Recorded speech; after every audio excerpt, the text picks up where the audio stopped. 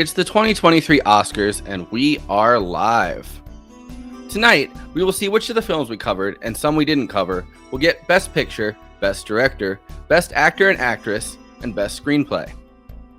I want to thank you all for joining us. I think this will be just as funny, if not funnier, than Jimmy Kimmel. Speaking of Jimmy Kimmel, the first time he hosted in 2017 was the infamous Best Picture mix-up. The cast of La La Land was called up on stage when Moonlight had actually won Best Picture. We lost, by the way, but, you know. Guys, I'm sorry. No, there's a mistake.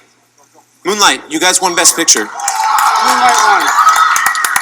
This is not a joke. This is not a joke. I'm afraid they read the wrong thing. This is the 95th Oscars, which started in 1929 by honoring films from 1927 and 1928. As we talked about in the last episode, The Jazz Singer, the first talkie, came out in 1927. That's a thing. He's white. He's white? The first Best Picture winner was the World War I romantic drama Wings, which was a sprawling silent film. Interestingly, this year Wings has finally entered the public domain. In 2020, Bong Joon-ho's Parasite won Best Picture, Best Foreign Language Film, and Best Director. That sweep was the first time a foreign language film ever won Best Picture, infuriating Donald Trump when he was back on Twitter. And the winner is a movie from South Korea. What the hell was that all about? We got enough problems with South Korea with trade. On top of it, they give him the best movie of the year. Was it good? I don't know. Last year, we got the infamous slap, where Will Smith slapped Chris Rock. I heard this year, actors actually have to check in their hands into the Academy's special hand receptacles on the way in. Brendan Gleeson, after cutting off his fingers for Banshees of Inisherin, has a leg up on everyone else there already. But before I introduce and bring on the panel, I thought I'd go over the movies up for Best Picture one last time.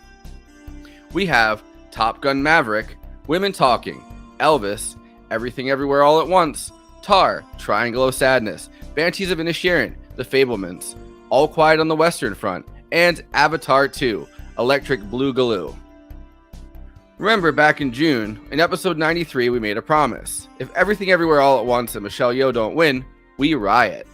And I believe in my Letterboxd review, I said that if anybody says the movie's overrated, I'll find them and cut them with a knife. And I kind of, it's a little extreme.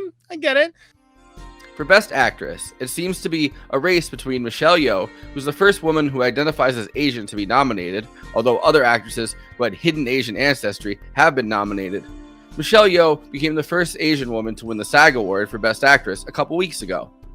And Cate Blanchett, who is nominated for playing Lydia Tarr. Blanchett has been nominated 8 times and won Best Supporting Actress for The Aviator and Best Actress for Blue Jasmine. Blanchett this year has won the BAFTA, Critics' Choice, and Drama Globe over Michelle Yeoh. Best Actress has been criticized as a category for being the whitest Oscar category. One non-white woman, Halle Berry, has won Best Actress in 95 years. Also nominated is Michelle Williams for The Fablemans and Andrea Riseborough for To Leslie, along with Ana de Armas for Blonde, making it the only nomination for that movie. In the Best Actor category, Austin Butler is nominated for playing Elvis and seems to be getting a ton of buzz. Bill Nighy is up for his swan song in the Kurosawa remake, Living. He ran it under the cold tap. Colin Farrell, my personal favorite for Banshees of Inisherin, Brendan Fraser makes his return for The Whale, and Paul Mescal for Aftersun. Another big category is Best Director, where Spielberg and Martin McDonagh are facing off against Todd Field, who's writing and directing for Tar as his first in 16 years, and the Daniels, who are nominated as first-time directors. Another stacked category is Best Supporting Actor, where Banshees actors Brendan Gleeson and Barry Keoghan are facing off against each other. Brian Tyree Henry, Judd Hirsch for A Single Scene in The Fablemans, and Ke Huy Quan for Everything Everywhere All at Once.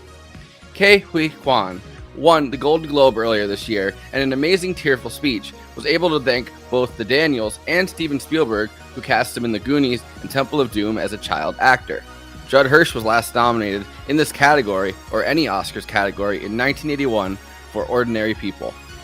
The Best Supporting Actress category also has Angela Bassett for Wakanda Forever, Stephanie Hsu and Jamie Lee Curtis for Everything Everywhere All at Once, and Carrie Condon for Banshees of Inisherin.